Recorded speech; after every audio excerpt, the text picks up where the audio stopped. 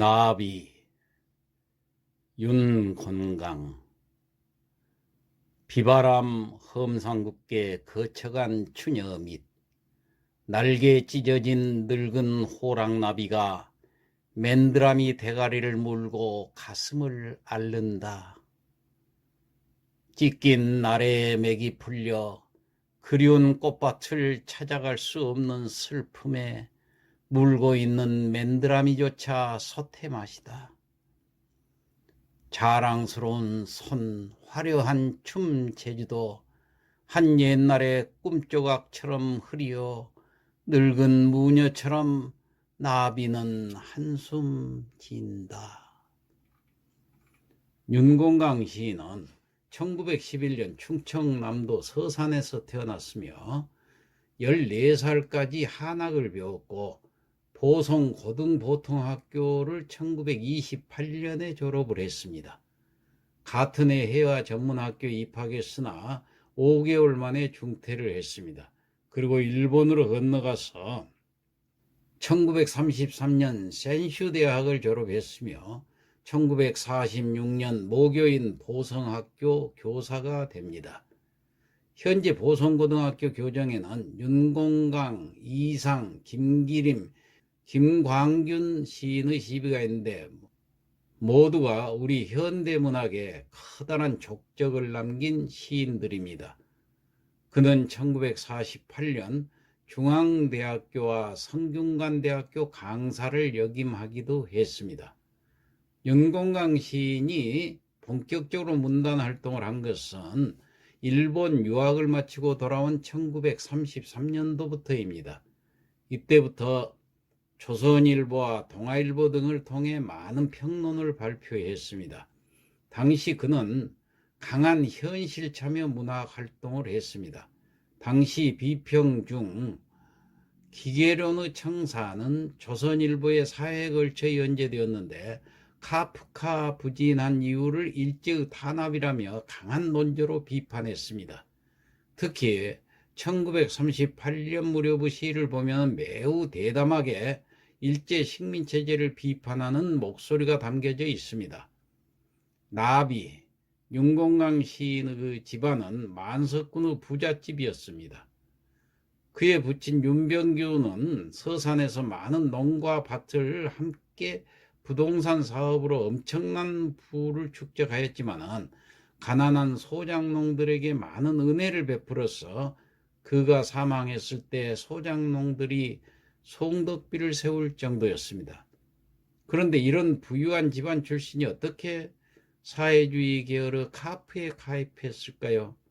평론가들에 따르면 첫 시집 대지를 비롯해서 만가, 동물 시집, 빙하 등 초창기의 그 시집에서 보여주듯이 시는 현실적, 시대적 진실의 열정적 표현이 되어야 한다는 그의 시론에 충실하면서 자연이나 인생보다는 고통스러운 현실을 우울한 정서로 노래했다고 평가를 합니다. 특히 동물 시집은 나비, 올빼미, 원숭이, 낙타 등 특이한 소재로 시를 썼는데 이런 동물들을 당시 우리 민족의 참담한 현실에 비유한 것이라고 했습니다. 즉 집안과 상관없이 일제강점기의 암담한 세태를 시라는 소극적 방법으로 투쟁하려고 카프에 가입했을 것이라는 게 평론가들의 일반적인 평가입니다. 또한 동물 시집에 등장하는 동물을 소재로 쓴 시들은 그때까지 우리 시단에서 찾아보기 어려운 특이한 소재를 보여준 작품집입니다. 이 시는 늙고 병든 나비의 형상을 통해서 삶의 애상감과 시인이 처했던 당시 현실 상황을 암시적으로 나타낸 3년 구행의 간결한 이미지의 회화적 소품입니다. 그러므로 제재인 나비는 단순한 시적 대상으로서가 아니라 감정이입의 방식에 의해서 화자에 동화된 진수를 주체로서 형상화시키고 있습니다. 나비가 없는 세상을 한 번이라도 상상해 보았는가? 더구나 봄이고 봄에는 이 어린이들에게서는 나비가 굉장한 관심을 가지고 있을 수밖에 없습니다. 그런 나비에게도 일생이 있습니다. 알에서 애벌레로, 다시 번데기에서 마침내 성충으로, 그리하여 영욕의 그 세월 나비가 됩니다. 나비와 같은 곤충의 그 일생을 특별히 구별지어서 한 살이라고 일컫습니다. 그렇지만은 본격적 일생은 한 살이 이후 나비서부터 시작이 됩니다. 사람처럼 그들에게도 유소년기, 청장년기, 노년기가 있습니다. 그러므로 나비의 생애는 투획, 즉 한 살이하고 일생으로 구분된다 하겠습니다. 그러고 보니 나비는 한 살이에다가 다시 일생이 덤인 셈입니다. 그래서인지 문학에서는 한 살이가 아닌 나비의 일생이 주된 소재, 제재인 것을 우리 시에서도 흔히 봅니다. 소재나 제재에서 정한모의 나비가 유년기라면은 김기림의 나비는 소년기요, 김규동의 나비가 청장년기라면 이 시 윤공강의 나비, 그는 인생은 노년기라고 할 수 있겠습니다.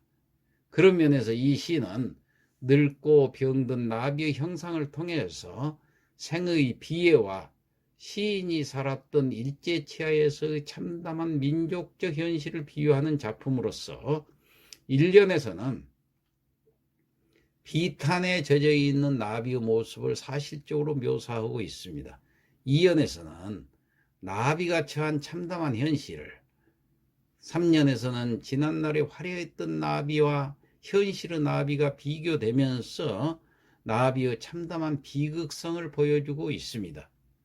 여기서 나비는 단순한 시적 대상이라기보다는 감정이입의 방식에 의해서 화자에 동화된 진수의 주체로서 형상화하고 있습니다.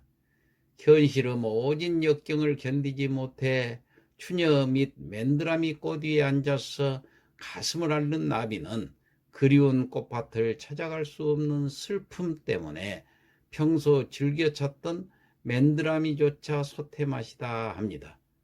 화려한 춤 재주를 자랑하던 젊은 시절은 어느덧 옛날의 꿈조각처럼 흐려가고 이제 나비는 늙은 무녀처럼 한숨 치고 있을 뿐입니다.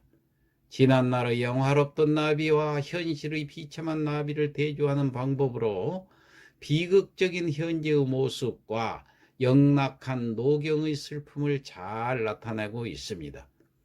그러므로 이 시는 청춘의 활기찬 삶을 지나온 노인의 회오에 찬 인생의 반성과 현실에 대한 절망감을 표출하고 있으면서도 화자가 단지 지나온 삶을 후회하는 개인적 감정의 표출만으로 그치지 않음을 알 수가 있습니다.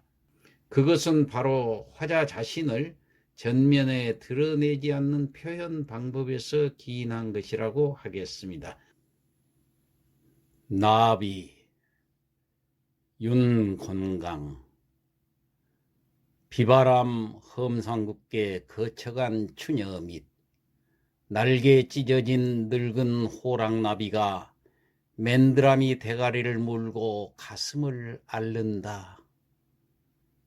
찢긴 날의 맥이 풀려 그리운 꽃밭을 찾아갈 수 없는 슬픔에 물고 있는 맨드라미조차 소태맛이다.